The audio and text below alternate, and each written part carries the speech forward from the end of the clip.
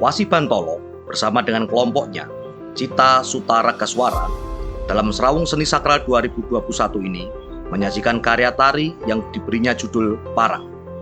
Karya ini berangkat dari gagasan tentang upaya pencarian jati diri, pencarian keyakinan diri.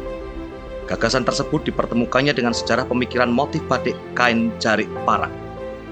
Ada dua versi sejarah visualisasi simbol motif parang, yaitu dari senjata yang disebut parang dan gelombang laut selatan Jawa.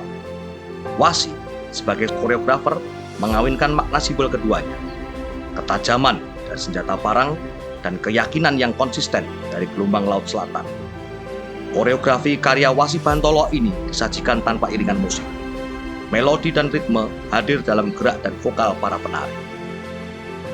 Saksikan di channel YouTube Lembaga Jarah Nitra.